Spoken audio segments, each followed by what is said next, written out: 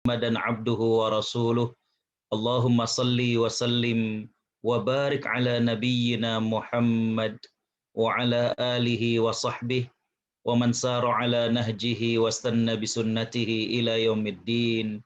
قال الله عز وجل في كتابه الكريم: أعوذ بالله من الشيطان الرجيم فلا تعلم نفس ما أخفي لهم من قرة أعين جزاء بما كانوا يعملون. سبحانك لا علم لنا إلا ما علمتنا إنك أنت العليم الحكيم. وسبحانك لا فهم لنا إلا ما فهمت لنا إنك أنت الجواد الكريم. وقل ربي زدنا علما وبعد. Para dokter yang dimuliakan Allah Subhanahu wa taala, tentunya tiada kata yang pantas kita lantunkan di malam hari ini melainkan ucapan syukur. Alhamdulillah. Betapa sayangnya Allah kepada kita. Betapa banyaknya nikmat dan karunia yang Allah limpahkan kepada kita. Kembali Allah percayakan hidup bagi kita di hari ini. Allah sehatkan kita, Allah panjangkan umur kita, dan Allah limpahkan rezekinya yang lain yang begitu banyak. Allah Subhanahu wa taala mengingatkan kepada kita dalam firman-Nya surat Fatir ayat 27.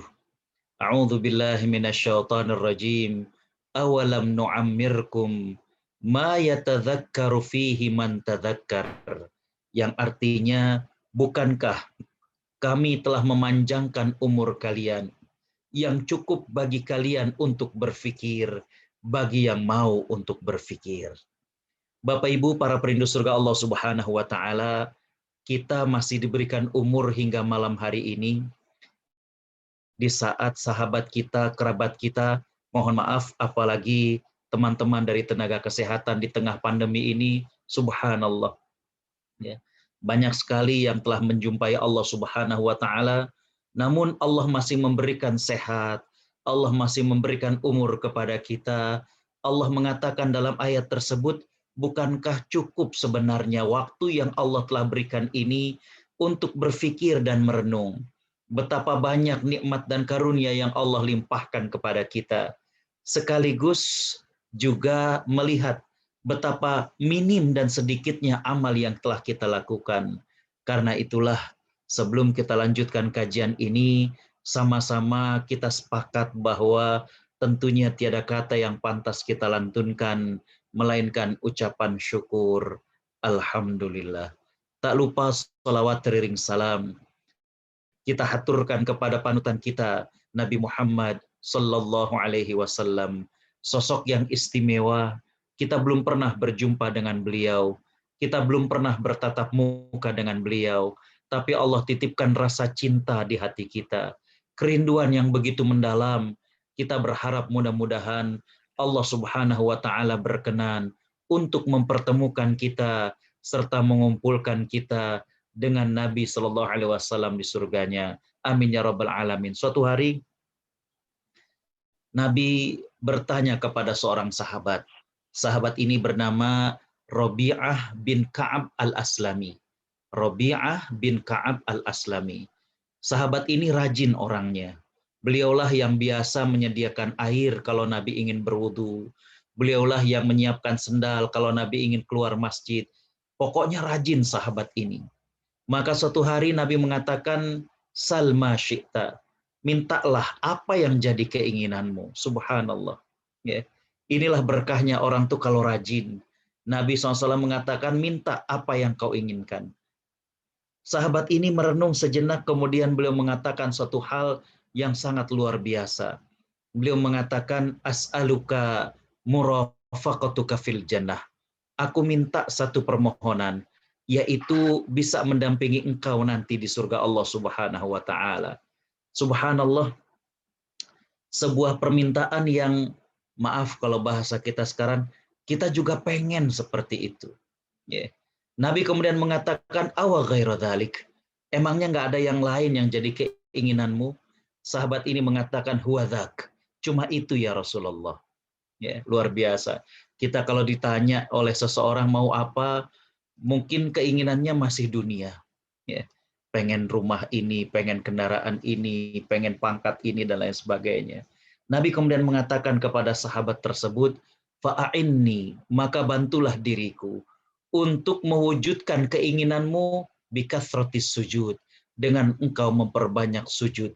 Para ulama mengatakan maksudnya banyak sujud ini adalah dengan banyak sholat-sholat sunnah.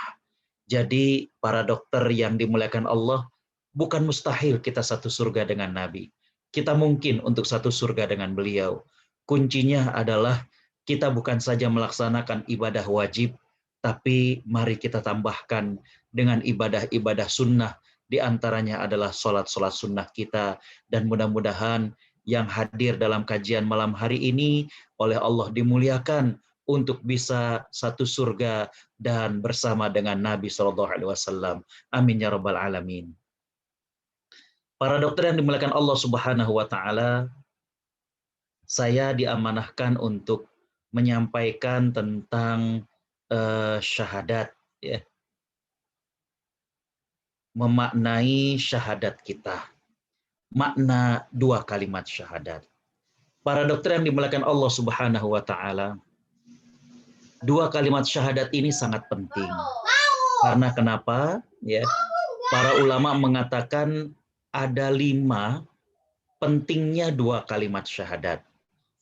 Saya kira nggak perlu saya bahas semuanya. Satu saja di antaranya adalah bahwa dua kalimat syahadat ini merupakan madkhal ilal Islam.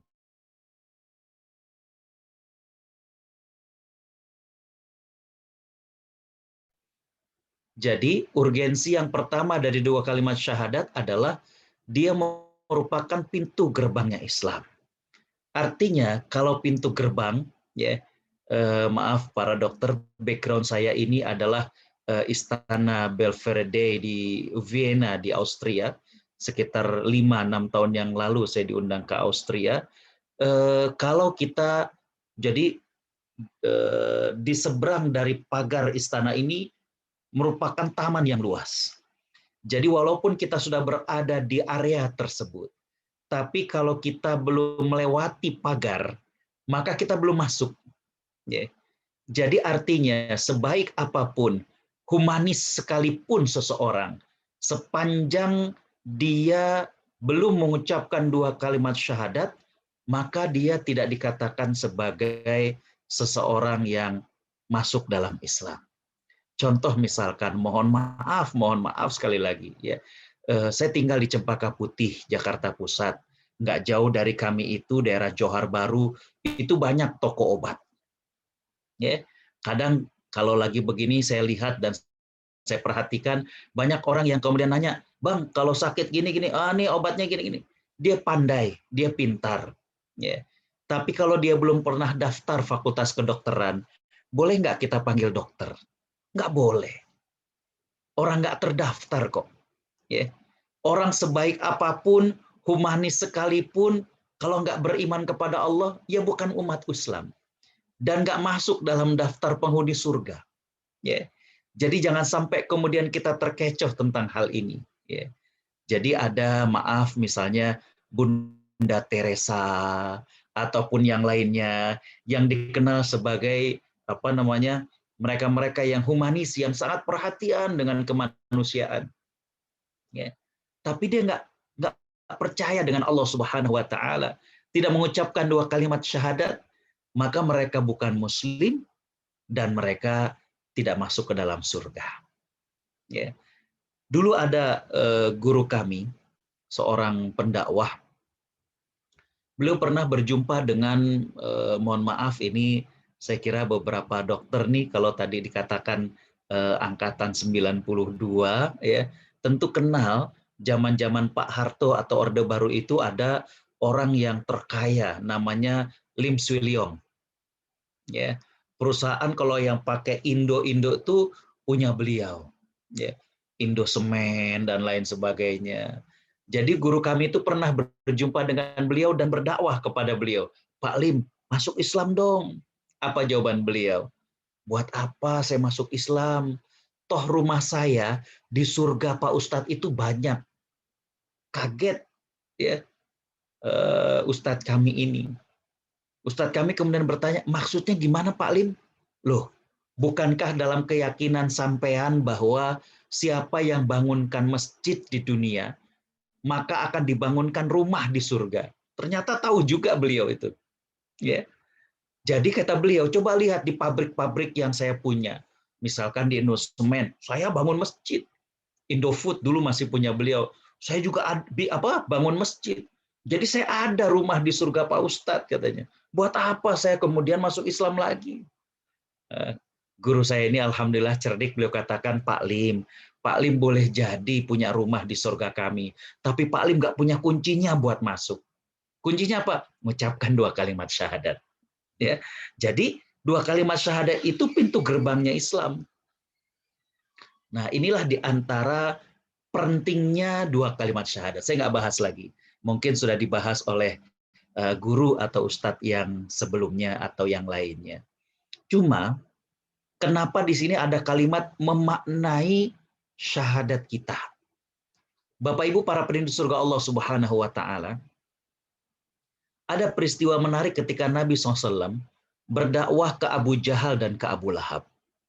Nabi SAW menyampaikan kepada kedua orang yang merupakan tokoh kafir Quraisy ini untuk mengucapkan asyhadu alla ilaha illallah wa asyhadu anna Muhammadan Rasulullah. Apa respon kedua orang ini? Yang satu mengatakan bahwa apabila ini yang menjadi dakwahmu, maka engkau akan menjadi raja orang-orang kulit putih dan orang-orang kulit merah. Itu yang kesan pertama. Ya.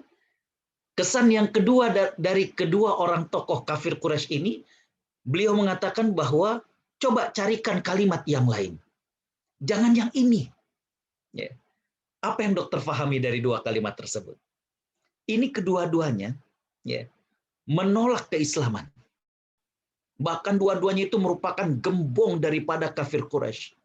Ketika diminta oleh Nabi SAW untuk mengucapkan 2 kalimat syahadat, yang satu langsung mengatakan, kalau ini inti dakwah engkau, maka engkau akan menjadi penguasa orang-orang kulit putih dan orang-orang kulit merah.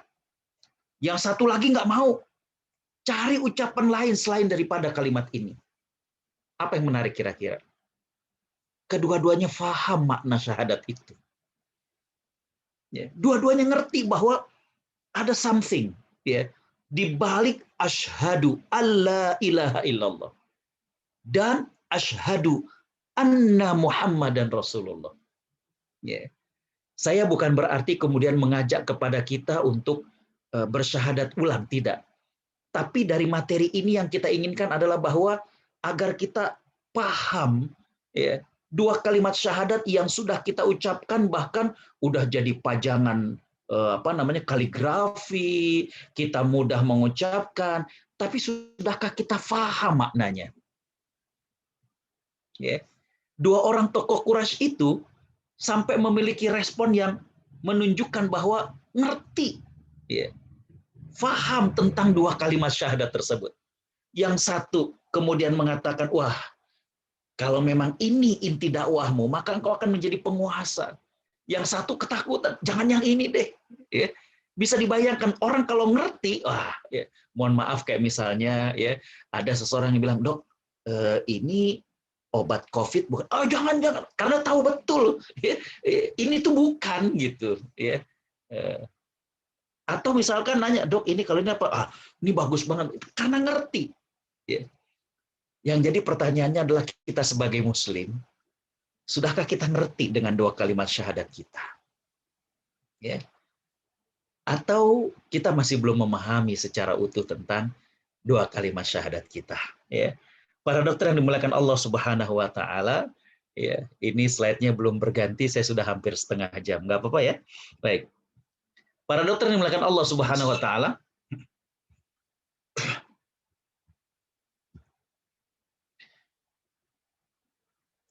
2 kalimat syahadat adalah asyhadu alla ilaha illallah wa asyhadu anna Muhammadan Rasulullah. Ya. 2 kalimat. Yang pertama asyhadu alla ilaha illallah, yang kedua adalah asyhadu anna Muhammadan Rasulullah. Yang menjadi pertanyaannya dulu adalah, ya, apa makna asyhadu? Sering dalam bahasa kita diterjemahkan dengan aku naik saksi. Ya. Ada juga yang langsung kemudian aku bersaksi. Tapi kalau terjemahan dulu itu seringnya adalah aku naik saksi. Ya.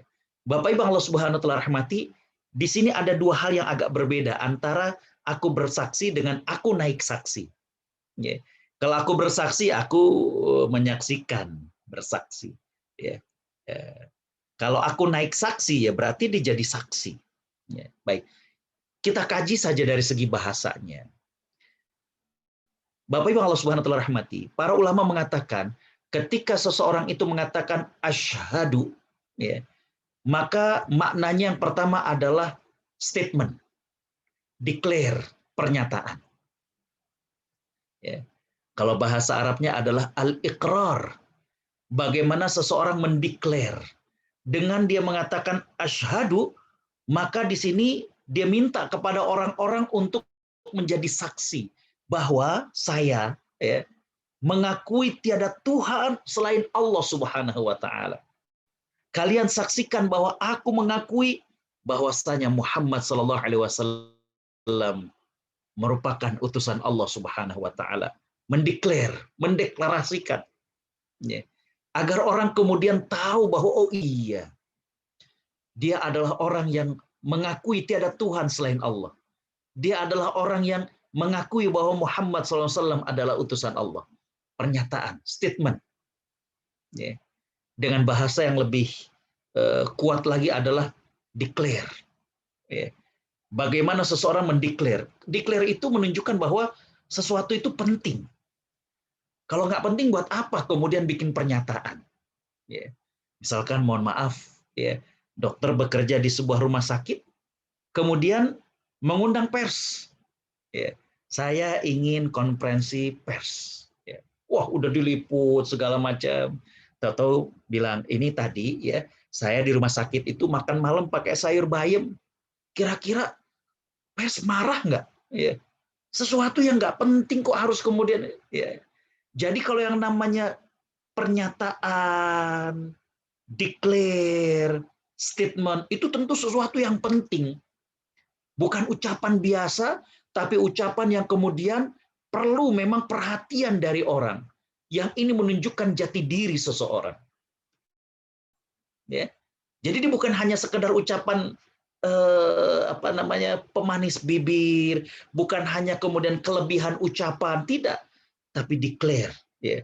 Asyhadu, saya mendeklarasikan an la ilaha illallah wa anna Muhammadan Rasulullah. Jadi maknanya itu dalam. Ketika kita mengatakan asyhadu, Bapak Ibu Allah Subhanahu wa taala rahmati, bukan hanya manusia, tapi seluruh alam menyaksikan bahwa kita telah bersyahadat kepada Allah dan Rasul-Nya. Jadi sangat sakral ucapan asyhadu alla ilaha illallah wa asyhadu anna Muhammadan Rasulullah.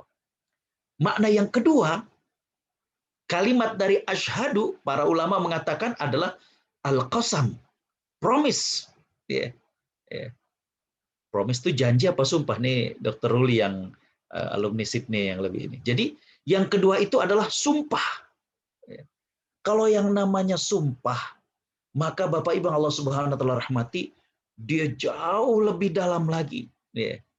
Bagaimana seseorang itu bersumpah bahwa dia akan menghilangkan dalam dirinya, dalam kehidupannya, Tuhan-Tuhan yang lain selain Allah Subhanahu wa taala.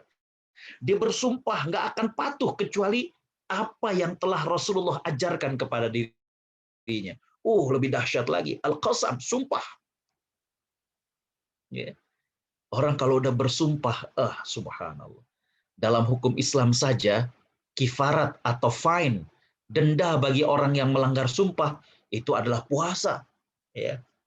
Puasa adalah bentuk pendekatan dan penghambaan diri kepada Allah Subhanahu wa taala. Artinya, orang kalau sudah bersumpah dan melanggar, waduh, dia harus dekat-dekat dengan Allah Subhanahu wa taala. Kifaratnya, fine-nya itu adalah puasa.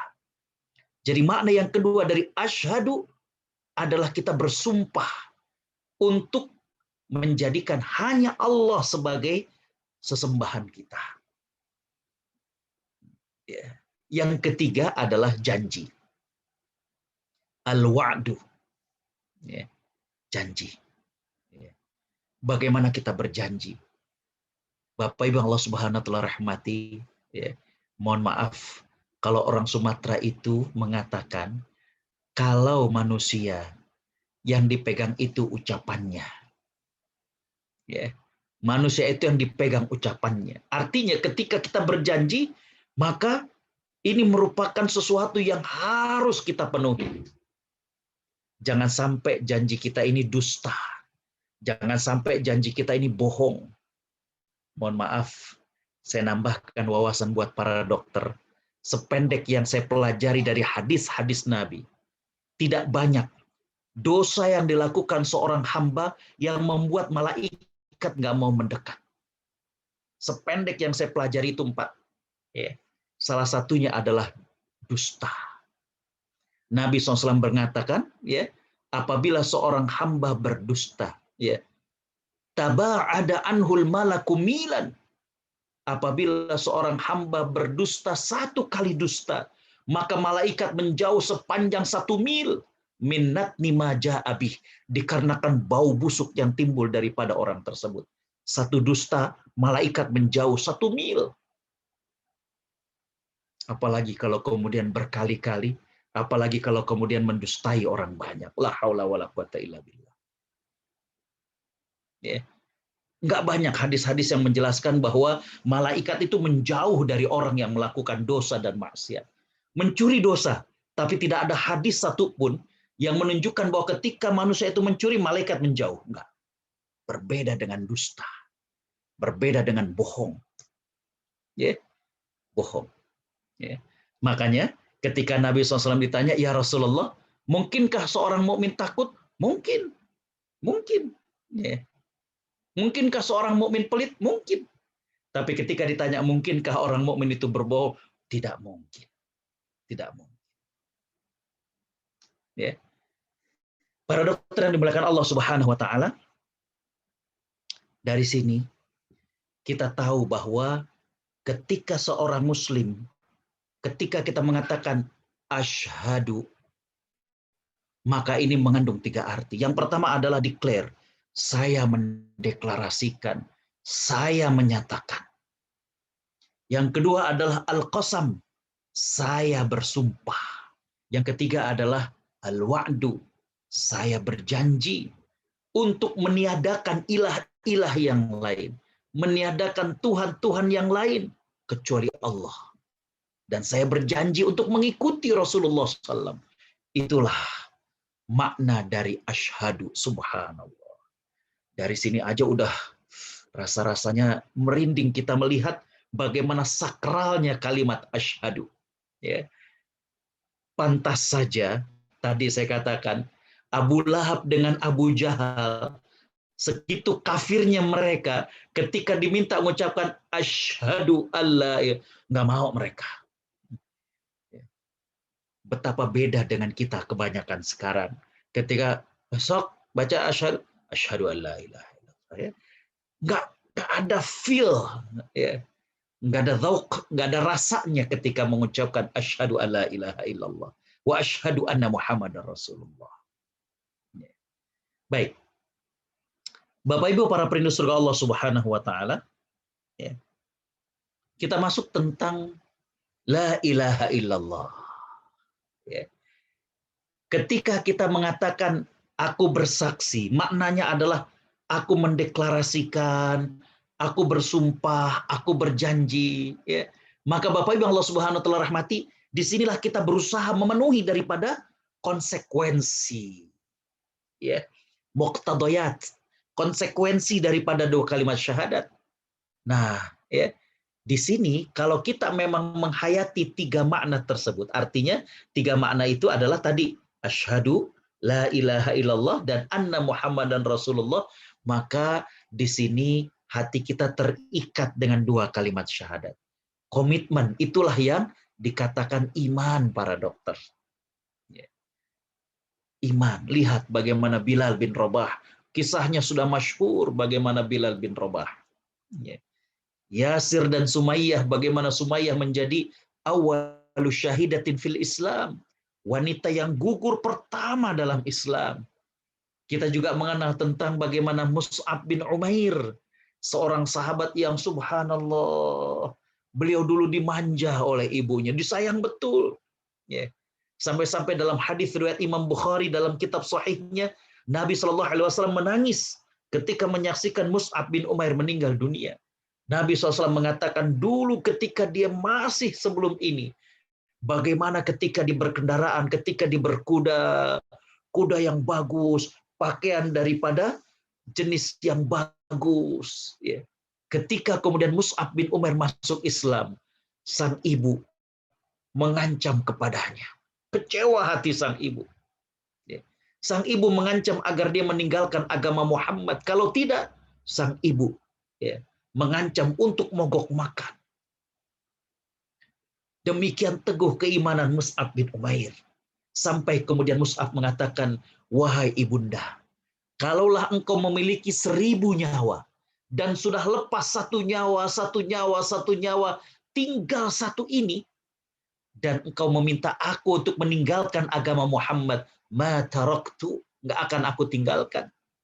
Allah Subhanahu wa taala menurunkan firman-Nya, a'udzubillahi minasyaitonir rajim, wa in jahadaka ala an tusyrika bi syai'an fala tuti'huma, dan apabila ibu bapakmu memaksa engkau untuk menyekutukan aku dengan yang lainnya, jangan taati.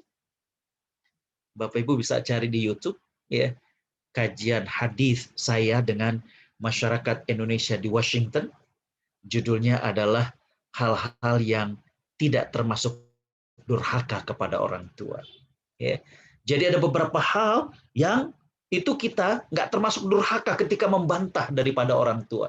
Salah satunya adalah ketika orang tua mengajak ataupun memaksa untuk menyekutukan Allah Subhanahu wa taala. Ini komitmen hati. Ya, komitmen hati. Para dokter bisa bayangkan ketika 3 orang sahabat yang terlambat ikut dalam perang. Mereka bukan menolak ikut perang, tapi mereka nunda, antar kita masih bisa nyusul Nabi Muhammad dengan para sahabat. Ntar dulu lama-kelamaan ternyata kayaknya udah nggak terkejar lagi. Ya. 3 orang ini dihukum oleh Allah Subhanahu wa taala. Bagaimana para sahabat tidak dibolehkan untuk bercakap-cakap dengan mereka, bahkan istri mereka. Allah berfirman, a'udzubillahi minasyaitonir rajim, wa 'ala thalathatil ladzina khulifu, dan 3 orang yang mereka khulifu, terlambat untuk ikut bersama dengan engkau. Dihukum oleh Allah Subhanahu wa taala bahwa tidak boleh diajak bicara. Coba bisa ya bayangkan. Ya. Bagaimana terasa menghimpit. Al-Quran menggambarkan hatta idza daqat alaihimul ardu bima rahubat, sehingga mereka merasakan bagaimana dunia ini sempit dengan didiamkan dan cuekannya mereka. Bapak Ibu yang rahmati Allah, bisa dibayangkan kita ngobrol kagak dijawab, nyapa nggak dijawab, jangankan kepada orang lain, istri sendiri tidak menjawab. Tiba-tiba ya, salah satunya di antaranya adalah Ubay bin Ka'ab ini mendapatkan surat dari seorang raja yang berisi ya, inna qad na'lamu, kami tahu, anna ashabaka qad jafaka, begitu suratnya. Kami tahu bahwa sahabat-sahabat engkau termasuk Muhammad sudah mencueki engkau. Ya, udah nyuekin kamu. Maka kemari, kata raja tersebut, aku berikan kepada engkau garansi dan aku tanggung apa yang engkau butuhkan. Coba bisa bayangkan ya, kalau kisah-kisah yang saya tulis di sini, kisah-kisah yang penderitaan ya. Kalau ini ditawari oleh seorang raja di saat kita dicuekin sama teman-teman, dicueki oleh pimpinan kita, ya, dicueki sama kiadat kita, oleh pembina kita, subhanallah. Ya. Tapi itu merupakan terapi dari Allah Subhanahu wa taala. Apa jawaban beliau? Beliau remas, beliau koyak-koyak surat dari raja tersebut, dan beliau hanya mengatakan inna lillahi wa inna ilaihi raji'un. Sungguh ini merupakan musibah yang besar. Ya. Lihat, mereka-mereka yang sudah mengucapkan asyhadu alla ilaha illallah wa asyhadu anna Muhammadan Rasulullah, komitmen hatinya itu luar biasa. Imannya itu luar biasa. Bukan saja digoda dengan hal-hal yang penderitaan, tapi juga dengan yang nikmat-nikmat demikian. Subhanallah. Ya. Ini orang yang ngerti dengan asyhadu alla ilaha illallah wa asyhadu anna Muhammadan Rasulullah. Ya. Baik, Bapak Ibu para dokter yang dimuliakan Allah Subhanahu wa taala. Ya. Apa sih makna tadi kan asyhadu udah ya, ada 3 maknanya. Lalu kemudian la ilaha illallah. Ini apa maknanya? Ya. Saya pilihkan beberapa saja, khawatir kemudian waktunya nggak cukup. Yang pertama adalah bahwa makna la ilaha illallah adalah la raziqa illallah. Nggak ada yang ngasih rezeki kecuali Allah Subhanahu wa taala. Ya. Rezeki ini daily, ya. Rezeki ini harian para dokter.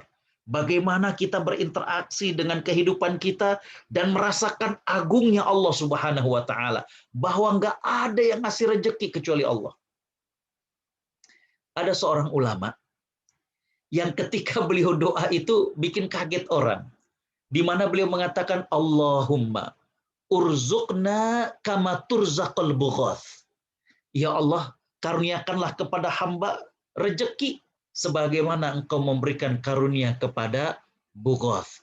Bughath ini adalah, jadi selesai beliau doa, itu jamaah pada nanya, wahai imam, kami dengar engkau berdoa tadi minta diberikan rezeki sebagaimana diberikan rezekinya Bughath.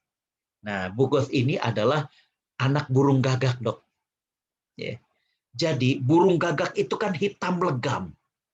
Ketika kemudian telur burung gagak ini menetas, anaknya kan nggak langsung keluar bulunya. Kalau pernah melihat bulu burung, ya itu warnanya pirang. Ya. Kalau bahasa kitanya piyik, ya piyik burung itu warnanya pirang. Jadi induk dan pejantannya merasa ini bukan anak dia, nggak disuapi. Ya. Tapi Allah Subhanahu wa taala Maha Kuasa. Ulama tersebut mengatakan aroma tubuh anak burung gagak tersebut menjadikan serangga-serangga itu mendekat dan kemudian bisa dimakan oleh anak burung gagak tersebut. Sampai kemudian tumbuh dan kemudian mulai terlihat hitam bulunya, baru sang induk menyuapi anak. Subhanallah. Mama bapaknya nggak diurus, tapi Allah Subhanahu wa taala akan memberikan rezeki kepada mereka. Ini yang masih ragu dengan rezeki, subhanallah. Tidakkah kita lihat fenomena ini? Ya. Induk burung gagak tersebut merasa ini bukan anak dia. Karena kenapa? Karena nggak kelihatan hitam-hitam. Ya. Dia sama suaminya itu kan hitam, kok anaknya pirang. Ya. Subhanallah. Ya. Kita yang kemudian masih merasa, aduh nih saya gimana? Gitu. Seolah-olah melupakan Allah Subhanahu wa taala. Ya Allah, kita lagi pandemi. Ya. Berapa banyak kajian, konsultasi yang tentang maaf, ya, bagaimana saat pandemi ini juga masalah dengan masalah rumah tangga, ya. Terjadi KDRT, ya, baik kekerasan fisik maupun kekerasan verbal, bagaimana tekanan, pressure, ya, berkaitan dengan kerja, berkaitan dengan nafkah dan lain sebagainya. Ya. Para dokter yang dimuliakan Allah Subhanahu wa taala. Ketika kita mengatakan la ilaha illallah, maknanya adalah la raziqa illallah. Nggak ada yang memberikan rezeki kecuali Allah. Termasuk diantaranya dokter. Ya, mohon maaf. Ustaz, saya yakin ya, rezeki dari Allah. Betul, dok, betul. Lalu bagaimana kita dengan infak dan sedekah kita? Ya. Ada satu hadis yang menarik. Nabi Shallallahu Alaihi Wasallam bersabda, "Thalathun muhlikat, thalathun muhlikat." Ada 3 hal yang membinasakan manusia. Dia tidak membinasakan secara fisik, tapi terutama sekali adalah membinasakan bagaimana kehidupan manusia. Yang pertama, Nabi SAW mengatakan syuhun muta'. Syuhun muta'. Rasa kikir yang dituruti. Syuhun ini itu udah paling tinggi daripada pelitnya seseorang. Bahasa Arab itu ada kata-kata bukhul, bakhil. Ya. Di surat Al-Imran Allah mengatakan, walladzina yabkhaluna bima atahumullahu min fadli, dan orang-orang yang bakhil. Nah, puncaknya itu syuhun. Makanya sering diterjemahkan dengan kikir. Kata Nabi, di antara yang membinasakan manusia itu adalah rasa kikir yang dituruti. Dalam Al-Quran Allah berfirman di juz 29, wa may yuqa syuhha nafsihi, barang siapa yang bisa menjaga rasa kikir dari dirinya, faulaika humul muflihun. Mereka itulah orang-orang yang beruntung. Jadi kata Nabi SAW, orang ya yang memiliki rasa kikir dia bisa menuju kepada kebinasaan. Para dokter yang dimuliakan Allah, yuk kita lihat bagaimana penjelasan para ulama hadis. Mereka mengatakan bahwa kenapa rasa kikir itu dikatakan sebagai sesuatu yang dapat membinasakan. Para ulama mengatakan bukan karena seseorang mau sedekah kemudian nggak jadi, bukan karena orang mau berbagi kemudian dia nggak berbagi, bukan karena itu. Tapi orang yang kikir berarti dia ragu dengan Allah Subhanahu wa taala. That's the point. Itu poin intinya. Ketika orang sampai kikir, aduh, berarti dia ragu dengan Allah Subhanahu wa taala. Ketika dia mau bersedekah, ketika dia mau berbagi, aduh ntar gimana ya? Dia ragu nih dengan Allah Subhanahu wa taala. Bukankah rizki itu datangnya dari Allah Subhanahu wa taala? Ya. Tapi pada saat kita untuk membagikannya, pada saat kita berbagi kepada mereka yang lebih membutuhkan daripada kita, ini dia. Hati-hati. Ini masalahnya akidah. Tentang bagaimana keyakinan kita kepada Allah Subhanahu wa taala. Di Lebanon ada seorang ulama yang bernama Imam Al-Auza'i. Imam Al-Auza'i. Beliau ini menurut para ulama lain sebenarnya pantas untuk menjadi imam mazhab yang kelima. Imam mazhab kan 4, ya. Imam Abu Hanifah, Imam Malik, Imam Syafi'i, Imam Ahmad. Menurut para ulama, beliau sebenarnya pantas untuk menjadi imam mazhab yang kelima. Tapi sayang, murid-murid dan buku beliau tuh nggak banyak. Artinya, murid-muridnya tuh nggak banyak meninggalkan kota Lebanon. Karya-karya beliau juga nggak banyak tersebar. Diriwayatkan bahwa beliau ini tinggalnya di masjid. Suatu hari, beliau keluar dari tempat tinggal beliau dan berjalan. Tiba-tiba datang waktu zuhur. Beliau pun kemudian masuk ke suatu masjid, sholat sebagai makmum. Selesai sholat, ya, imam masjid kemudian berbalik dan melihat beliau di shaf pertama.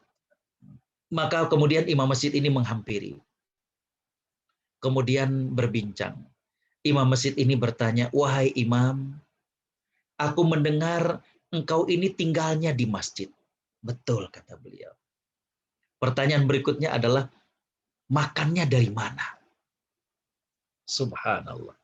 Imam Al-Auza'i ditanya makannya dari mana, berubah wajahnya. Ya. Beliau kemudian mengatakan, apakah engkau bertanya ini dari dalam hatimu?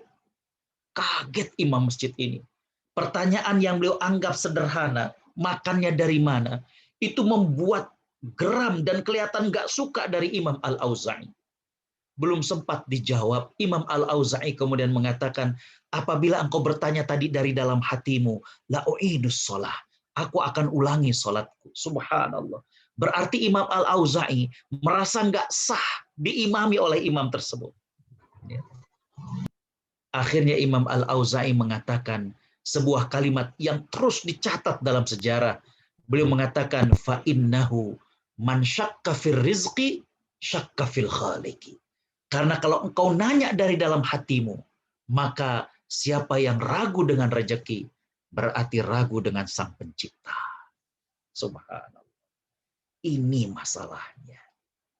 Jadi, la ilaha illallah artinya adalah la raziqa illallah. Para dokter, mohon maaf, coba deh sejenak wakfah, kontemplasi, coba merenung, ya Allah, iya. Ya. Rezeki itu datangnya dari Allah. Rezeki itu datangnya darimu, ya Allah. Hamba bisa begini, hamba punya ini, punya itu. Ini semuanya dari Allah Subhanahu wa Ta'ala.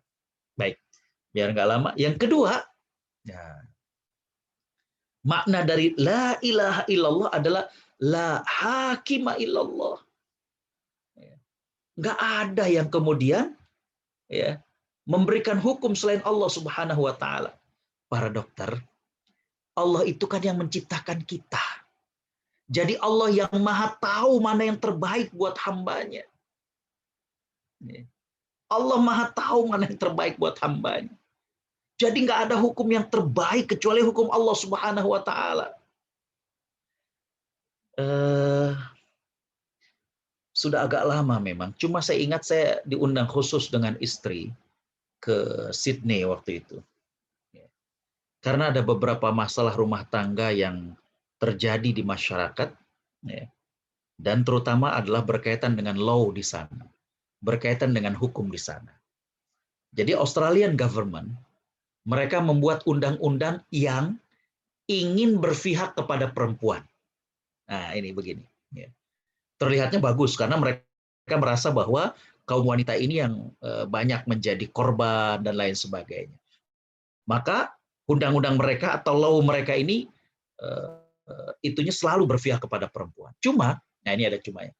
Karena itu bikinan manusia, ternyata banyak kelemahannya. Salah satu case begini.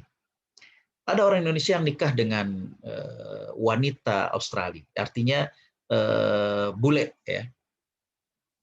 Nah, istrinya ini belum pernah ke Bali. Belum pernah ke Bali. Padahal bagi orang Australia Bali itu kayak negara kedua bagi mereka atau rumah kedua bagi mereka. Maka istrinya ini izin, pengen ke Bali lagi holiday. Suaminya baru pindah kantor. Jadi kalau baru pindah kantor tuh masih belum bisa dapat cuti banyak. Akhirnya kata suami, ya udahlah karena kamu pengen holiday ke Bali, berangkat nanti saya kasih nomor telepon teman saya. Ntar beliau yang nganter-nganter. Singkat ceritanya dok, wal-iyazubillah, la samahallah. Ternyata istrinya sama laki-laki atau temannya tersebut bukan cuma sekedar diantar. Terjadilah sesuatu. Katakanlah zina. Ya.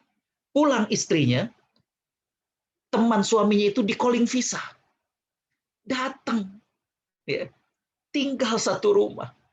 Suami itu cerita kepada saya, Ustadz, jangankan kita bicara Islam, bicara sebagai orang Timur saja, geram rasanya hati saya. Ya. Maka kemudian saya pegang bahu bahu daripada istri saya. Ya. Memang saya saat itu marah, saya pegang dan berbekas. Ternyata dia su itu artinya dia laporkan, kemudian di visum memang ada bekas telapak suaminya. Ternyata hukum mengatakan sang suami nggak boleh mendekat dari istri dan properti itu. Artinya dari rumah. Maksimal atau minimal. Pokoknya 100 meter nggak boleh mendekat. Jadi sang suami nggak boleh tinggal di rumahnya. Istrinya tinggal sama teman suaminya. Aduh, kata dia, saya nggak terima Ustaz. Ya. Maka saya jatuhkan cerai. Ternyata setelah dia ceraikan istrinya, nggak sederhana. Ya. Gaji beliau per week, gaji kalau di Australia kan itu gaji itu per minggu, itu harus dipotong untuk memberikan allowance buat istri dan anaknya. Aduh, subhanallah. Apakah ini yang disebut dengan adil? Apakah ini yang katanya ingin membela perempuan? Tidak. Kalau Islam, melihat dulu, what's behind? Apa nih masalahnya? Gitu. Nggak langsung kemudian, pokoknya perempuan dibelain. Enggak. Tapi dilihat, oh ternyata sang wanita tersebut ada sesuatu dan lain sebagainya. Ya mereka tentunya tidak mengakui yang namanya perzinahan, mereka tidak mengakui. Ya, jadi kembali bahwa Itulah kalau hukum manusia, banyak kelemahannya, berbeda dengan hukum Allah Subhanahu wa taala. Ya. Makanya banyak yang mempermasalahkan, Ustadz, kenapa perempuan kalau dicerai atau ditinggal mati oleh suami ada iddahnya? Laki-laki nggak ada. Enak bener dong. Bapak Ibu Allah Subhanahu wa taala rahmati, coba baca dengan tenang, baca dengan penuh keimanan, ya, agar kemudiannya jadi jernih. Ya. Pakar objin, walaupun memang Yahudi, ya, dia mengatakan bahwa ketika seorang laki-laki menggauli perempuan, maka ada bekasnya di rahim perempuan tersebut. Ya. Dan setiap kali selesai haid, itu berkurang sekitar 30%. Makanya ya, iddah itu adalah salah satu quru, 3 kali haid atau 3 kali bersih. Ada 2 perbedaan pendapat tentang makna quru. Dan bagi wanita yang ditinggal mati oleh suami 4 bulan 10 hari. Agar kenapa? Agar betul-betul clear, ya, bersih rahimnya. Sehingga pada saat dia menikah dengan suami yang lain dan kemudian Allah takdirkan hamil, maka jelas itu anak dari suami yang baru menikahinya. Ya. Jadi kembali bahwa nggak ada hukum yang terbaik kecuali hukum Allah Subhanahu wa taala. Nah, ini saya katakan. Aturan dari Allah Subhanahu wa taala bukan untuk membatasi manusia, bukan. Tapi untuk memelihara nikmat yang Allah berikan kepada manusia. Kalau kata orang Jakarta, bukan bikin ribet, bukan. Bukan untuk mengekang, bukan. Ya. Kenapa sih kok perempuan harus pakai hijab? Bukan, justru ini untuk memelihara nikmat yang diberikan. 3 tahun yang lalu, Dok. Jadi kan tadi kalau dibacakan CV oleh Dr. Ruli, saya dulu PhD di Malaysia, akrab dengan masyarakat Indonesia di sana. Nah, 3 tahun yang lalu itu saya ditelepon oleh seorang ibu, Ustadz rumahnya katanya di Cempaka Putih. Iya iya Bu, saya bilang. Ya. Ini Pak Ustadz, anak saya alhamdulillah keterima kerja di Jalan Keramat Raya. Oh, alhamdulillah, saya bilang. Bisa nggak nanti kalau kita ke sana sama Pak Ustadz cari-cari kosan? Oke, saya bilang. Ya. Bapak Ibu Allah Subhanahu wa taala rahmati, karena kantor anaknya itu di Jalan Keramat, saya sang ibu tersebut, kemudian suaminya dan istri saya nyari-nyari kosan dan dapat di daerah Salemba Bluntas. Ini kalau para dokter alumni FKUI masih zamannya di Salemba, tentu masih ingat Salemba Bluntas lah ya, daerah-daerah sana. Nah, waktu di Malaysia dekat ini keluarga dengan kita. Istri saya bilang, Abi, minimal seminggu sekali deh tengokin itu anak. Ajak makan atau ajak ke rumah. Pokoknya minimal seminggu sekali lah, kata istri saya. Oke, saya bilang. Ya. Dapat 8 bulan, Dok. Istri saya bilang, kok kurus ya nih anak? Saya mengatakan, capek kali. Kalau dulu kan tinggal sama orang tua, ibaratnya makan tinggal makan, baju tahu-tahu bersih. Kalau sekarang kan dia harus ke warung dulu, harus ke tempat laundry, belum bagaimana pressure dari tempat kerja. Tapi selang 5 bulan setelah istri ngomong, saya perhatiin, iya kurus banget ini anak. Nggak lama kemudian ibunya nelfon, Ustadz, bisa ketemuan nggak sama kita? Ada yang mau ngobrol-ngobrol nih. Kita janjian di salah satu apartemen di Jakarta Pusat. Saya, beliau, dan suaminya ngobrol, bercanda, gitu ya. Tapi dalam hati saya membatin, kayaknya bukan ini deh mereka ngundang saya ngobrol. Ya. Hingga kemudian sampai kepada satu kesempatan, kita bertiga tuh diem. Nah, kemudian istrinya bilang, Pak Ustadz gini sebenarnya, kita mau nanya, bagaimana pandangan Pak Ustadz tentang HIV/AIDS? Saya nunduk, saya nggak ngejawab. Setelah itu kemudian saya angkat kepala saya bilang, anak ibu ya. Beliau sambil sedih mengatakan, iya Pak Ustadz, ya Allah. Anak umur baru 24 tahun, tamatan kampus ternama Lim Kok Wing University. Yeah. Karena melanggar hukum Allah Subhanahu wa taala. Allah cabut nikmat itu. Ya. Sekarang kalau ke mall, ya artinya sebelum pandemi, itu security ngeliatin, ya, bahkan nanya, ini kenapa? Ya. Adiknya kuliah di Melbourne, ya, di Royal Melbourne RMIT, ya. Itu ketika dia mau nengok adiknya, wah, berat ya. Dari mulai di imigrasinya, di karantinnya, kamu kenapa ini kok begini ya, segala macam. Jadi para dokter yang dimuliakan Allah, aturan dari Allah itu bukan membatasi manusia, bukan ngekang manusia, bukan bikin ribet manusia, justru untuk memelihara nikmat yang Allah berikan pada manusia. Keliru besar kalau orang menganggap bahwa ribet nih, perempuan harus pakai hijab, ya, nggak boleh pacaran, ya, nggak boleh korupsi, nggak boleh ini. Enggak, itu nggak bikin ribet, enggak. Justru untuk memelihara nikmat yang Allah beri kepada manusia. Ya, la hakima illallah. Baik, saya cepat saja.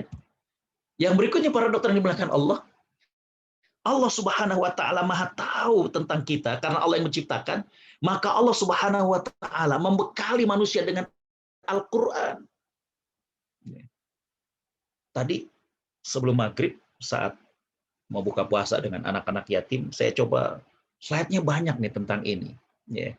Kata istri saya, kebanyakan Bi, beliau tahu saya kalau ini agak panjang. Ya. Saya hadirkan 2 saja nih faktanya. Yang pertama Dok tentang bagaimana keserasian dalam Al-Quran. Subhanallah.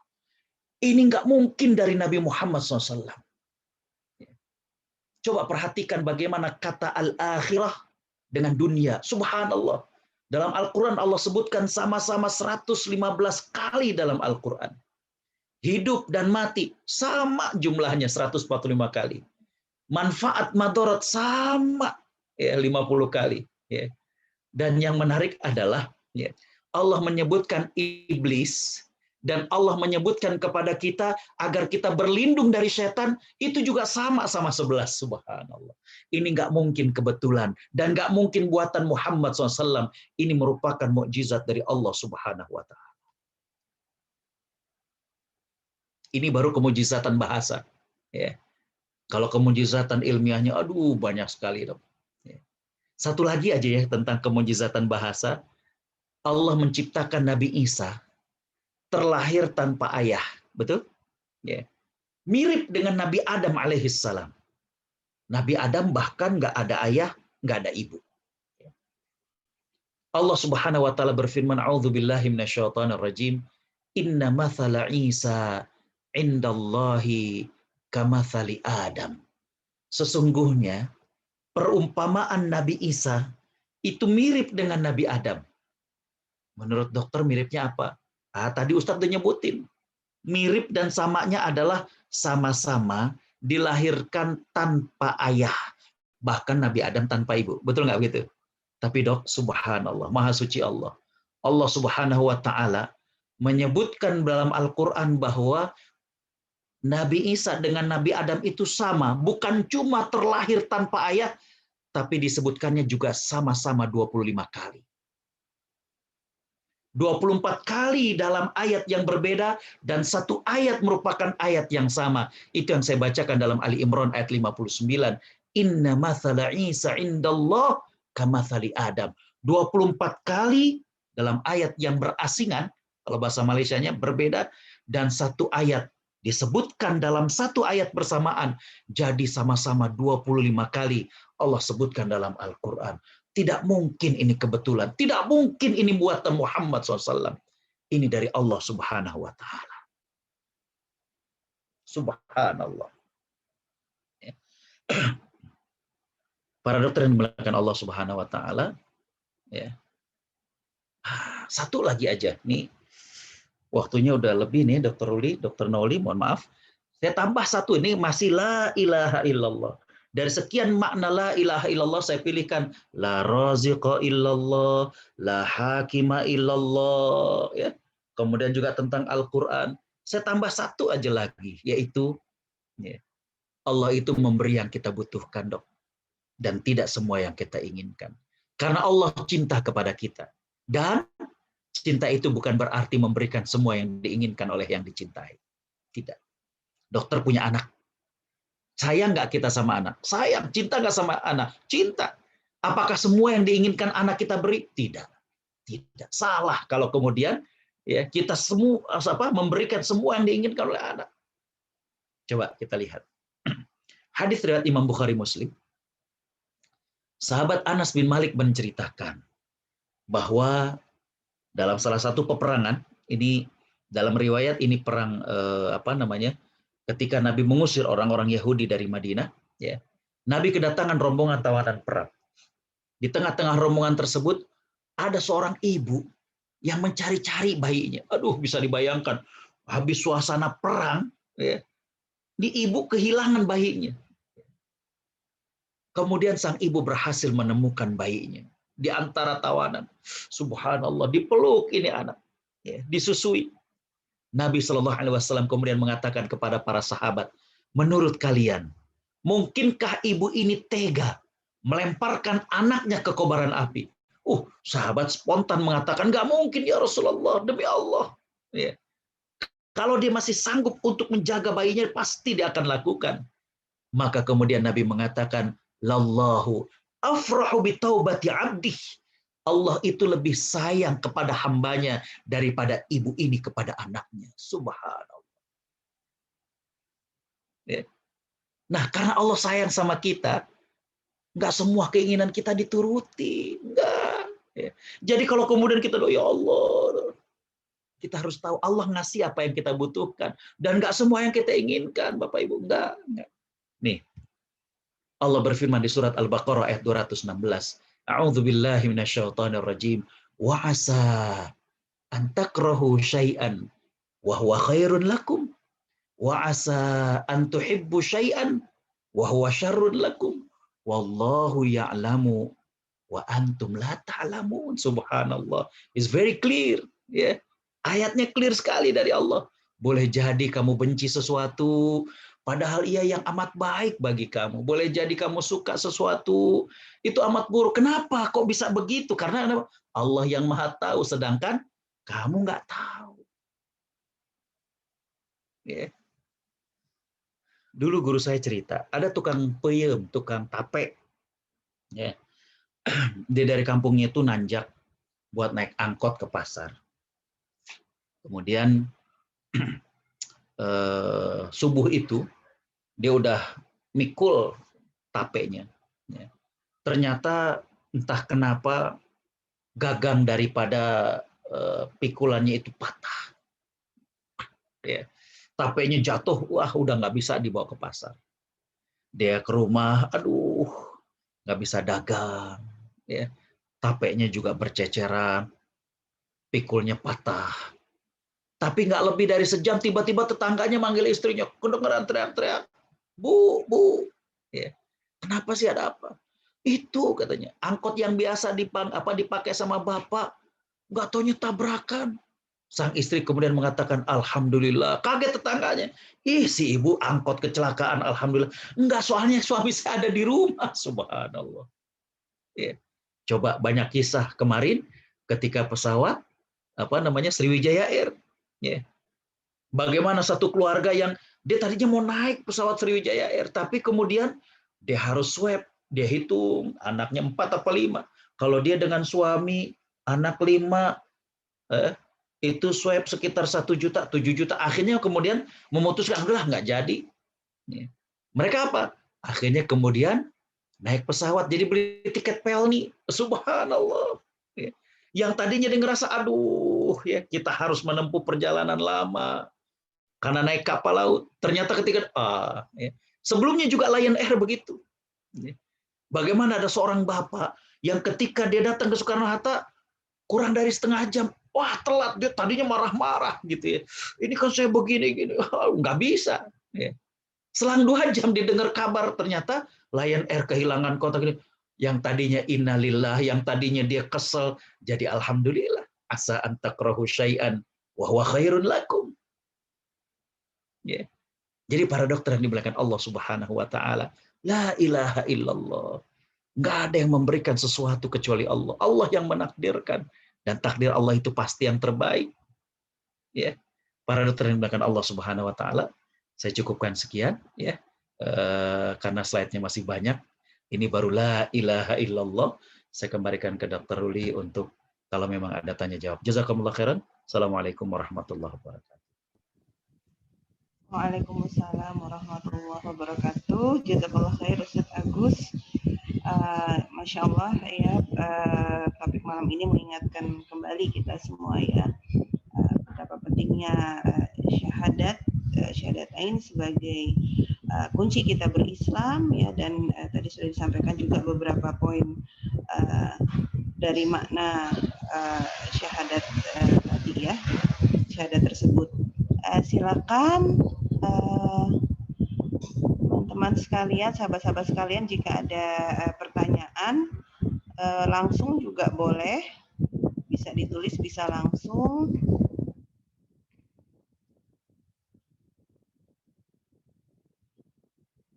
Sudah ada? Kalau belum, izin bertanya Ustadz. Silakan Dok. Iya, tadi Ustadz, untuk Abu Lahab dan Abu Jahal itu, selain mereka memang karena memahami betul makna syahadat, sehingga kemudian menolak ya membaca kalimat syahadat, apakah kemudian selain memahami maknanya, apakah mereka juga misalnya memahami konsekuensinya begitu Ustadz dari bersyahadat itu, sehingga juga menolak gitu. Artinya dari memahami makna itu kemudian mereka memahami konsekuensi jika sudah bersyahadat. Ya, itu bagaimana Ustadz penjelasannya? Baik. Bismillahirrahmanirrahim. Alhamdulillah, salatu wassalamu ala rasulillah. Subhanahu wa ta'ala berfirman dalam Al-Quran berkaitan keimanan mereka berdua, di mana Allah Subhanahu wa ta'ala mengatakan, a'udzubillahi minasyaitonir rajim, innahum la yudhirunak,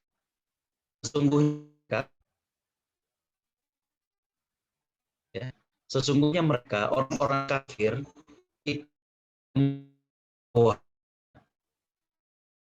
kebenaran. Bahkan riwayat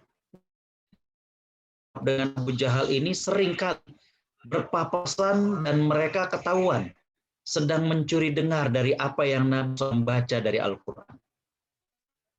Al-Quran lanjutkan, walakin zalamu anfusahum, tapi mereka menzalimi mereka sendiri. Apa menzalimi mereka? Mereka mendustai hati mereka yang mengakui kebenaran tersebut dengan apa? Dengan sombongnya, dan angkuhnya. Karena mereka tahu mereka agama, maka mereka akan duduk satu bangku dengan hamba sahaya yang nggak satu. Mohon maaf para dokter, kelihatannya sederhana. Terus apa masalahnya Ustadz? Duduk bareng dengan hamba sahaya, bagi mereka tinggi itu berat. Ya. Saya Dewan Syariah PPHI, pengelola pariwisata halal Indonesia. Jadi kita sharing tentang pariwisata halal ini. Ya. Jadi ada hal yang menarik kalau kita lihat, mohon maaf ya, walaupun direkod nggak apa-apa. Kayak misalnya apa namanya, hotel yang seperti Allahumma sholli alaihi Hyatt itu, saya kan kayak di sana, mereka itu rata-rata yang promo itu hot pin ke atas.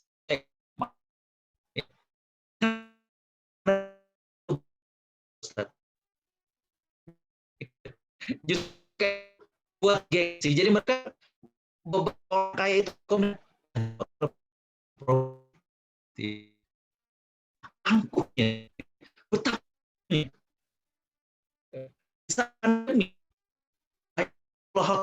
maaf memberikan promo, mereka enggak. Ketika mereka memberikan promo jatuh. Juga kalau pernah Plaza Indonesia, ya nggak perlu sakit hati kalau saya udah biasa kalau masuk ke Plaza Indonesia itu, kalau apa ngelihat di depan apa namanya tenan-tenan itu SPG-SPG-nya itu dari jauh doang, dari Pak Ustadz, nggak nyampe topinya, ya nggak kebeli. Jadi udah di bisa di-scan gitu ya. Gitu ya. Jadi untuk sewa dan maksimal harus dirubah. Ya. Dia kayaknya new look ya, tampilannya lebih bagus, lebih fresh dan lain sebagainya. Jadi nggak masuk di akal kita deh gitu ya. Nah itulah zalim mereka. Ya. Mereka mengingkari kata hati kebenaran Nabi Muhammad SAW, menuruti ego mereka dan menuruti nak mereka. Itu masalahnya. Paling Abu Lahab dengan Abu Jahal dalam riwayat itu ketemu, ngapain? Jadi besok kasih lagi. Besok ketemu lagi, subhanallah. Mereka tahu bahwa ini adalah kebenaran. Tapi mereka zalimi, terima kasih. So jauh-jauh ke hidup juga banyak hati nurani ngakui. Ya. Cuma kan karena ya masih ada syahwat dengan harta, masih ada syahwat dengan jabatan, masih ini akhirnya kemudian apa namanya itu yang menyatakan kebenaran. Allah.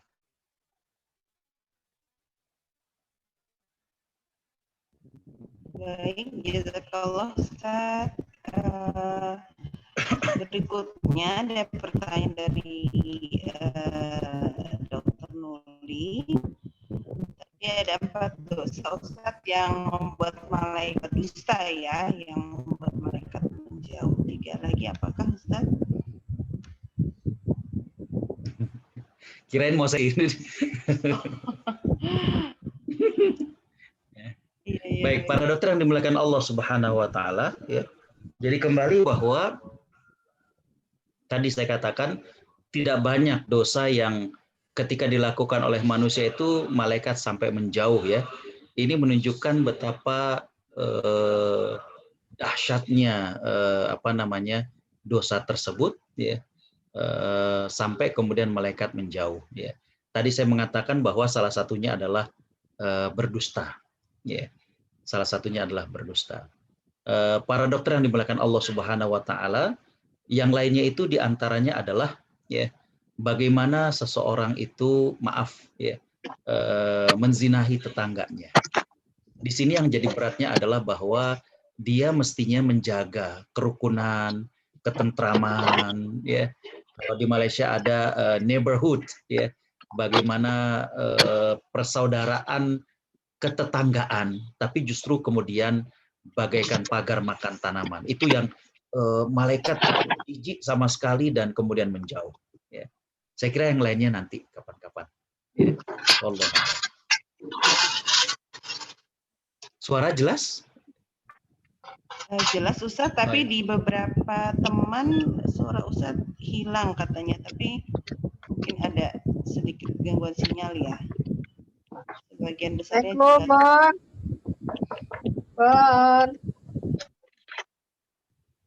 Silakan, ada teman-teman yang ingin bertanya langsung.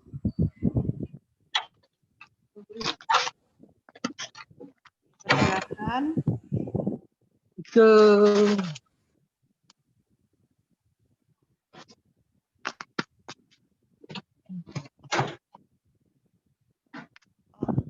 Oh iya, ada dari Dokter Neni, Ustadz. Bagaimana mengikis rasa sombong yang kadang-kadang muncul di hati sehingga membuat kita lupa makna syahadat? Subhanallah dalam pertanyaannya. Bismillahirrahmanirrahim. Alhamdulillah, salatu wassalamu ala rasulillah. Yang pertama dok, rasa sombong itu dia akan bertahap. Ya, dia akan bertahap. Kalau kita lihat dalam ilmu tentang tazkiyatun nafs, yang pertama kali muncul dalam diri manusia itu adalah ujub. Ujub itu adalah bangga diri. Ya. Sampai kepada taraf bangga diri, dia merupakan embrio untuk yang namanya sombong. Bangga diri itu misalnya, wah saya pinter, it's okay. Ya. Saya ganteng, saya cantik, it's okay, saya kaya gitu ya. Tapi benih itu udah ada, ya, benih itu udah ada. Itu namanya ujub. Ujub itu bangga diri. Bangga dengan ilmu, bangga dengan harta, bangga dengan ketampanan, bangga dengan kecantikan, itu ujub. Ini kalau nggak segera diobati, dok, dia akan naik kepada penyakit berikutnya, yang disebut dengan gurur. Gurur. Kalau yang tadi, ujub. Berikutnya adalah gurur. Ya. Kalau gurur ini, indikasinya meremehkan orang. Jadi, ujub tadi bangga diri, kalau nggak diobatin, naik tuh semakin akut, yaitu meremehkan orang. Kan begitu. Ya. Saya pinter. Kalau nggak segera diobatin, dengan kemudian mengakui bahwa oh di atas yang pinter, ada yang maha pinter, yaitu Allah. Ya. Dia akan masuk kepada penyakit berikutnya, namanya gurur, meremehkan orang. Tapi ini pinter juga. Dia makan begitu. Ya. Dok, ini dokter, ini sudah mulai meremehkan orang. Itu namanya gurur. Kalau gurur ini nggak segera diobati, aduh, dia sampai kepada puncak, itu yang disebut dengan takabur. Kalau takabur itu sudah merasa bahwa I'm the only one. Saya yang paling, pokoknya mah aing teh nu, gitu kurang lebih. Itu teh takabur. Jadi, kalau dokter nanya bagaimana kemudian mengobati sombong agar kita nggak lupa dengan 2 kalimat syahadat, nah ini prosesnya dulu nih, berarti kita sudah berada pada kondisi yang akut, dok. Gitu ya. Nah, ini diagnosanya harus tepat. Tapi kurang lebih begitu perjalanan sifat sombong itu. Ya. Dia dari mulai. Makanya, dok, saya sering menyampaikan kalau ngisi parenting ya kepada anak-anak. Kalau misalnya kita tanya gimana hasil examnya, gimana hasil ujiannya, alhamdulillah bunda dapat 8. Itu padahal aku nggak belajar loh. Nah ini mestinya kita kasih nasihat. Karena kenapa? Ada benih-benih sombong nggak di situ aromanya? Ada. Ya. Karena kenapa? Ya. Yang pertama, dia tidak melakukan kewajibannya. Apa kewajibannya? Sebagai pelajar, ya belajar. Yang kedua, ada aroma sombong ketika dia mengatakan dapat 8, padahal aku nggak belajar, bun. Ya, nasehatin. Karena kenapa? Kalau enggak, waduh, waliyazubillah, kalau sampai seseorang itu jadi sombong. Ada doa, dok, yang diajarkan oleh Nabi SAW, yaitu Allahumma inni a'udzubika min munkaratil akhlaq wal ahwa wal a'mal. Ya Allah, aku berlindung kepadamu dari perilaku yang mungkar. Ini menarik, dok, kalau dokter belajar hadis ya. Jadi para ulama itu mengatakan bahwa yang dimaksud dengan munkaratil akhlak, akhlak yang mungkar itu adalah ma yunkiruhu tab'u wasyar'u. Apa yang diingkari, apa yang ditolak oleh nurani dan juga oleh agama. Jadi akhlak-akhlak ini, dok, jangankan kita bicara secara agama, secara hati nurani aja udah nolak perilaku-perilaku itu. Nah, para ulama hadis menjelaskan, di antara akhlak atau perilaku yang mungkar, yang oleh nurani kita ditolak sebelum Al-Quran, sebelum hadis menolaknya adalah sombong. Artinya apa? Orang tuh nggak suka dengan orang yang sombong. Nggak ada yang suka, nggak ada. Yeah. Orang cantik tapi sombong, nggak mau orang berteman. Orang pinter tapi sombong, nggak mau. Karena kenapa? Pasti nanti keluar dari mulutnya, keluar dari sikapnya. Dokter kalau rajin baca Quran, pasti di surat Al-Isra, Allah Subhanahu wa Ta'ala mengatakan, Innallaha la yuhibbu kulla mukhtalin fakhur.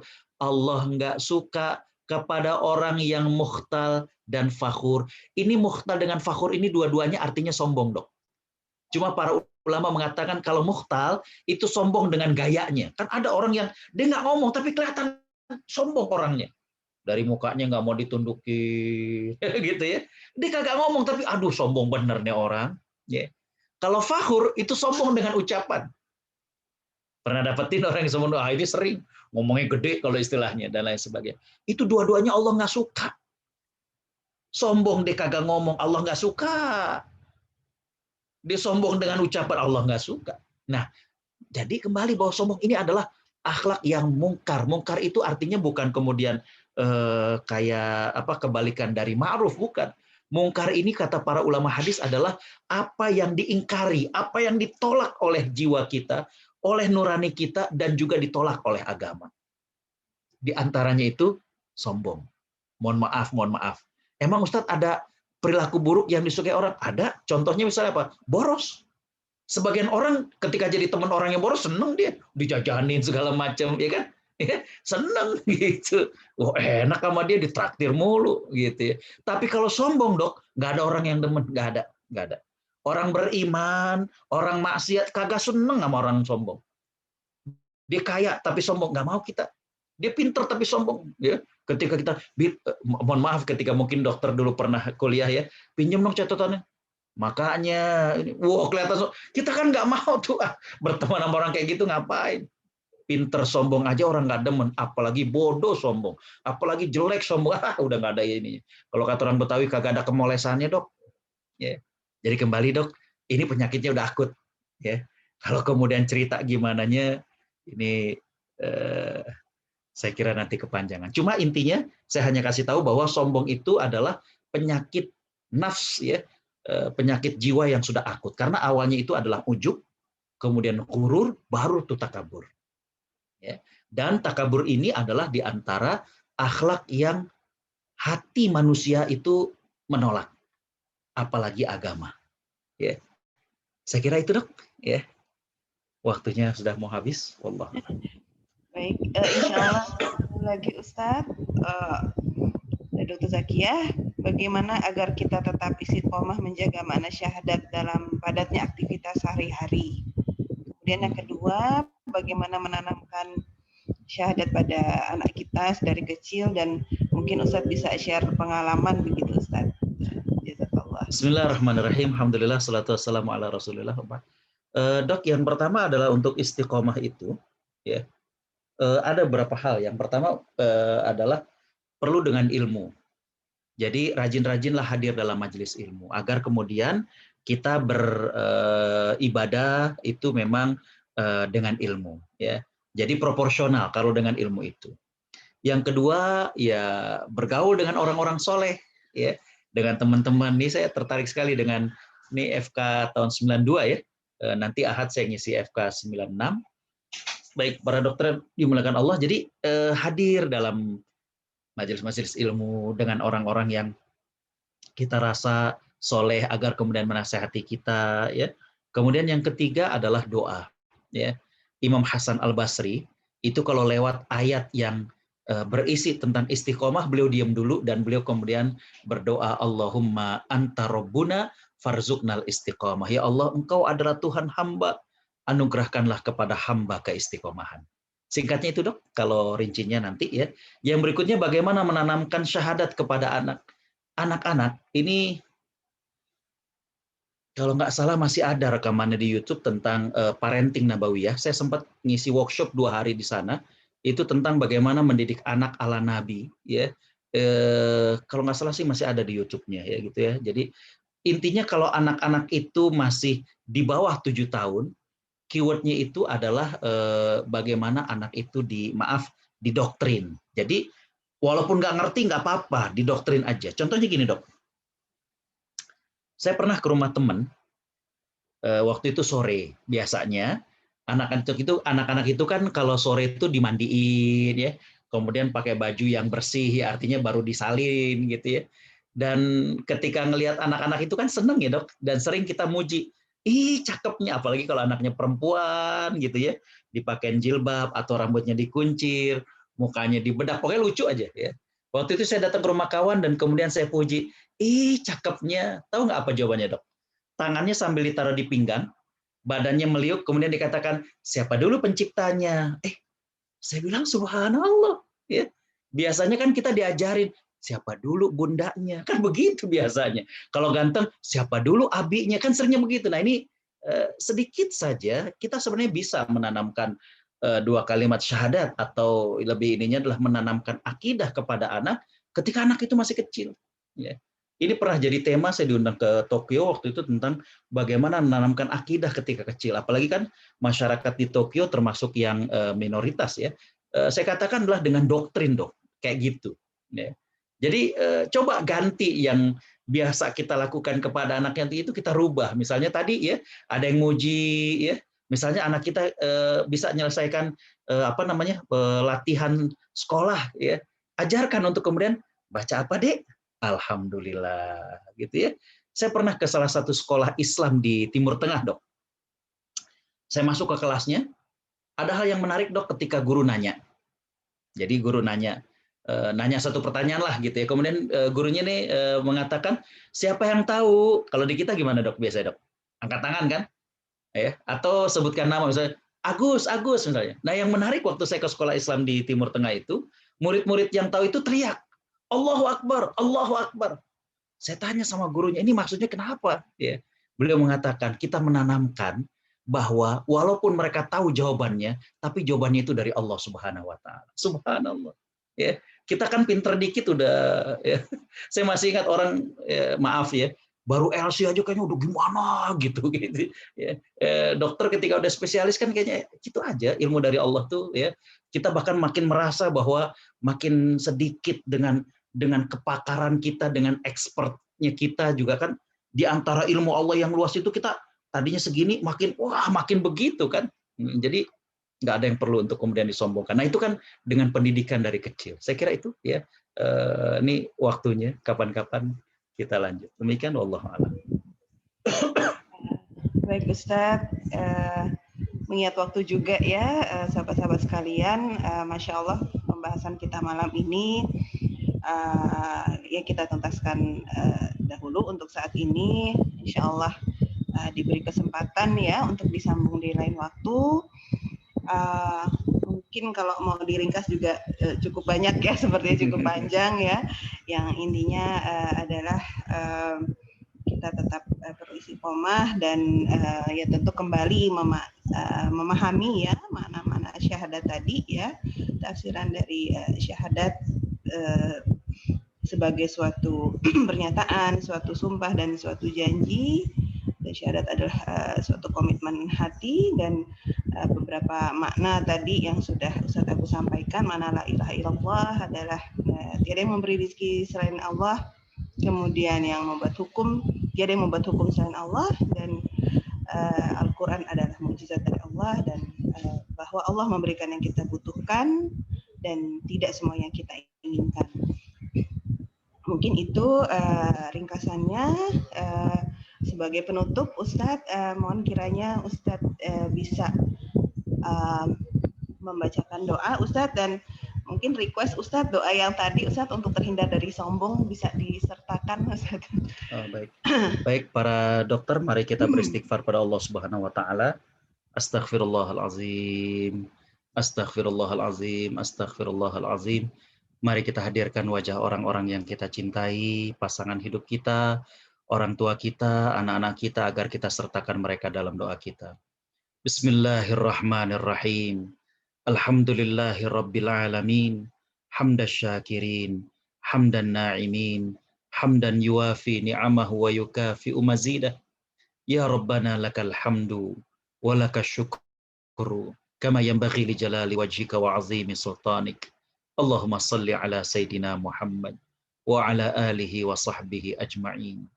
Allahumma ya Allah, kami semua yang ikut kajian hari ini, seluruhnya bersimpuh di hadapan-Mu, dengan mengakui segala nikmat yang pernah Kau beri pada kami. Ya Allah, betapa banyaknya nikmat yang Kau pernah beri pada kami.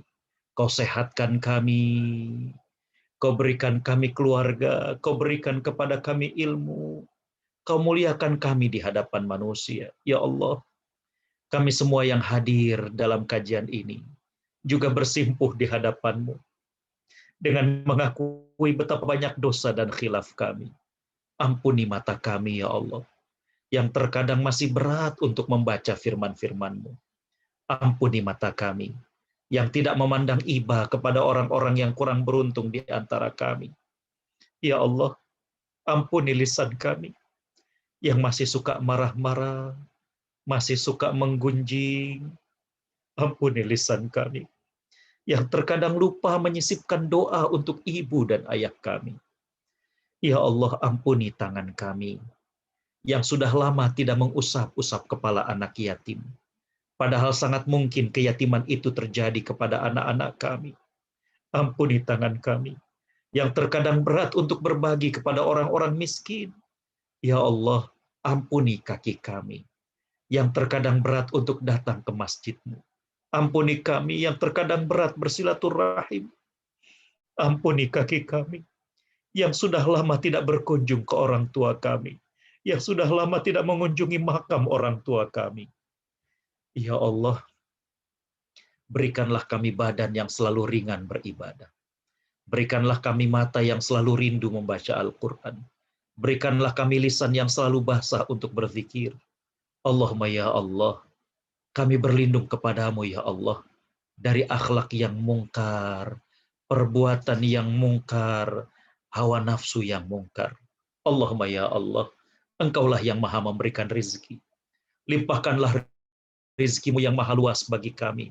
Cukup yang halal ya Allah. Jauhkan yang haram sejauh-jauhnya dari kami. Lalu jadikanlah harta itu berkah bagi kami. Dan jadikanlah kami orang-orang yang pandai bersyukur. Allahumma ya Allah, sehatkanlah raga kami. Sehatkanlah penglihatan kami. Sehatkanlah pendengaran kami. Allahumma ya Allah, di kesempatan yang mulia ini, kami mohon juga ampuni dosa ibu dan ayah kami. Sayangi mereka ya Allah, sebagaimana sayangnya mereka pada kami. Ampuni kami yang belum sempat bakti kepada mereka. Ampuni kami yang pernah mengecewakan hati mereka. Ampuni kami yang pernah berkata kasar di hadapan mereka. Ampuni kami yang sempat membuat mereka menangis, ya Allah, kepada ibu dan ayah kami yang sudah meninggal dunia. Ampuni dosa mereka. Lapangkan alam kuburnya. Pertemukan kami kembali dengan mereka di surgamu. Ya Allah, sekiranya Engkau memberikan kami pendamping hidup, beri kami pendamping hidup yang kekal hingga ke surgamu. Jauhkan rumah tangga kami dari orang-orang zalim. Selamatkan rumah tangga kami dari godaan-godaan syaitan. Jadikanlah putra-putri kami, ya Allah, anak-anak yang soleh dan solehah. Jadikanlah mereka gemar baca Al-Quran. Jadikanlah mereka gemar menghafal Al-Quran. Anak-anak yang taat padamu dan berbakti kepada orang tuanya. Allahumma ya Allah, angkatlah wabah dan pandemi ini dari negeri kami dan negeri-negeri yang lainnya. Allahumma ya Allah, muliakanlah Islam dan kaum muslimin. Muliakanlah Islam dan kaum muslimin. Bantulah saudara-saudara kami yang tertimpa musibah. Bantulah saudara-saudara kami yang tertimpa musibah, ya Allah. Ya Allah, apabila apa yang menimpa negeri kami ini adalah ujian, luluskanlah kami dari ujian kami. Apabila yang menimpa bangsa ini adalah musibah, ya Allah, berikanlah kesabaran kami. Ampuni dosa dan khilaf kami. Allahumma ya Allah, kami berlindung padamu ya Allah, dari orang-orang zalim yang tidak takut padamu. Allahumma ya Allah, binasakanlah orang zalim dengan orang zalim sendiri. Selamatkanlah kami dari mereka ya Allah. Rabbana atina fid dunya hasanah wa fil akhirati hasanah wa qina adzabannar wa bifadli subhanaka rabbina rabbil izzati amma yasifun wa salamun alal mursalin walhamdulillahi rabbil alamin. Baik, jazakumullah khair Ustadz Agus dan sahabat-sahabat sekalian. Maaf atas segala khilaf dan kita tutup dengan membaca doa kafaratul majlis. Subhanakallahumma bihamdika asyhadu an la ilaha illa anta astaghfiruka wa atubu ilaik. Billahi taufiq wal hidayah. Assalamualaikum warahmatullahi wabarakatuh. Salam. Pamit para dokter. Terima kasih banyak Ustaz. Ya, salam buat Ustaz Fida Ustaz. Ya, insyaallah disalamkan. Ya. Terima kasih banyak Ustaz ya. Terima kasih. Terima kasih Ustaz. Terima kasih Wi, Nuli. Ya, Makasih ya. sama-sama. Izin live ya.